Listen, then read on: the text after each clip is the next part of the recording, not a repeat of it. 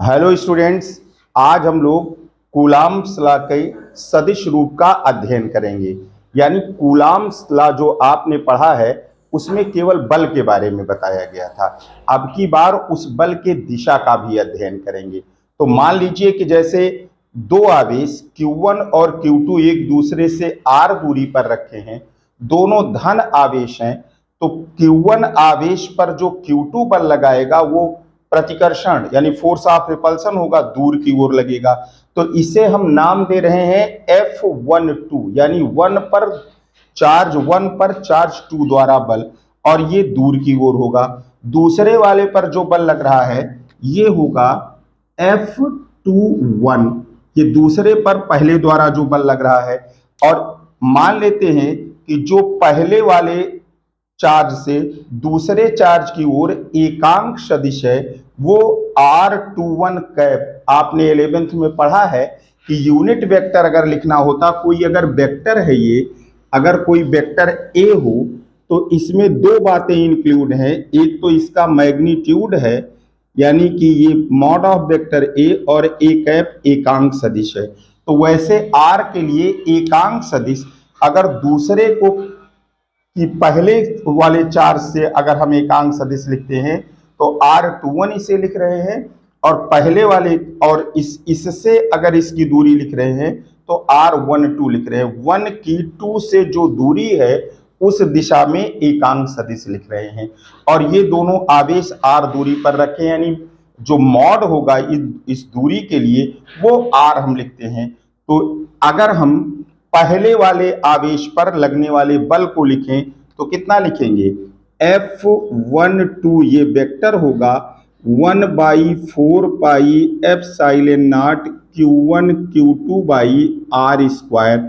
ये तो मैग्नीट्यूड है। अब एकांक सदिश लिखेंगे किसकी? 1 की 2 से दूरी, तो क्या लिख दिया जाएगा यहाँ पर? R12 ये एकांक सदिश। ये कोई मान नहीं है, ये कोई दिशा दिशा बता रहा है कि 1 पर जो बल लग रहा है, 1 की जो दूरी है 2 से वो इतनी है। इसे हम लिख सकते हैं। इसी प्रकार अगर हम दूसरे वाले पर लगने वाले बल को लिखें तो हम लिख सकते हैं कि F21, और ये बराबर हो जाएगा 1/4 pi epsilon naught Q1 Q2 by R square. ये बल तो बराबर होगा, लेकिन अब किसकी दूरी? 2 की दूरी 1 से, तो उस दिशा में जो एकांक वेक्टर है किधर लगेगा ये बल? ये R21 की दिशा में लगेगा, तो R21 और ये कैप हो जाएगा। अब आप लिख सकते हैं यहाँ पर, अगर हम वेक्टर R21 लिखते हैं, वेक्टर R21, तो ये लिखा जाएगा mod of R21, mod of R21, और ये R21 कैप ये लिखा जाएगा मैग्नीट्यूड। और R21 चाहे R12, इसका मैग्नीट्यूड जब लिखेंगे तो R ही होगा वो, तो ये हो जाएगा R21 वेक्टर अगर हम लिख रहे हैं तो ये होगा R, और R21 होगा कैप। R21 कैप अगर लिखा जाएगा तो ये हो जाएगा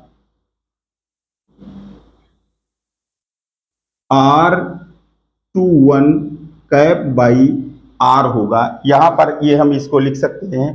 तो अगर हम इसे बदलना चाहें, वेक्टर R लिखना चाहें, तो इस वाले पहले वाले इक्वेशन को, ये दूसरा इक्वेशन है, फर्स्ट वाले को अगर हम लिखेंगे तो ये हो जाएगा, अगर इससे हम बदलें तो F12 वेक्टर जो होगा that is equals to 1/4 pi epsilon naught Q1 Q2 by R square, और R12 वेक्टर बाई R होगा। ये F12 जो होगा ये 1/4 pi epsilon naught Q1 Q2 by R cube होगा, और R12 ये वेक्टर हो जाएगा। एक बल ये आ गया, और इसी प्रकार दूसरा बल अगर हम निकालते हैं तो ये हो जाएगा F21 अगर लिखें तो 1/4 पाई एप्सिलॉन नॉट होगा Q1 Q2 by R, square R square होगा और R21 ये वेक्टर बाई आर होगा, तो F21 वेक्टर ये 1/4 पाई Q1 Q2 by R cube और R21 ये वेक्टर होगा। ये दो बल हमारे पास आ गए और वेक्टर R21 बराबर वेक्टर -R21 होगा। ये यहां से अगर इन दोनों को हम लिखना चाहें तो हम फाइनली ये लिख सकते हैं कि R21 वेक्टर बराबर -R12 वेक्टर, ये लिखें। और यहां पर अगर हम ये वैल्यू पुट कर दें तो ये हो जाएगा F21 वेक्टर बराबर माइनस लिख सकते हैं 1/4 pi epsilon naught Q1 Q2 by R cube होगा और माइनस लगाया है तो वेक्टर R12 हो जाएगा।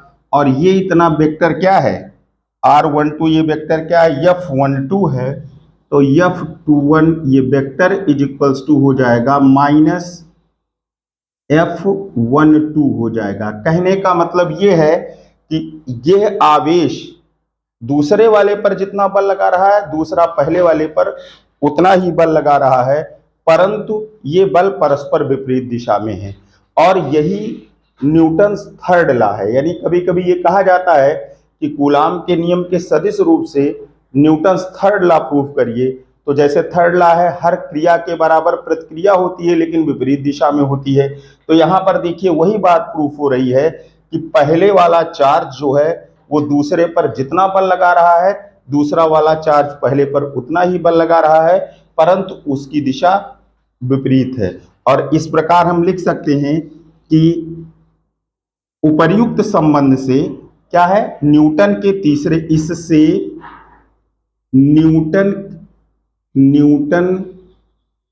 के तीसरे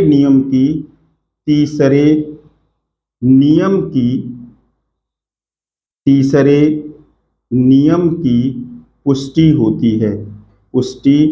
होती है। यानी कूलाम के नियम का जो वेक्टर रूप है, आप ये जानते हैं कि अगर उस बल दो आवेशों के बीच तो बल लगेगा ही, पर बल की दिशा को भी इंक्लूड कर लिया गया है, तो उसे हमने क्या कहा है, कूलाम के नियम का सदिश रूप। Thank you for watching the video.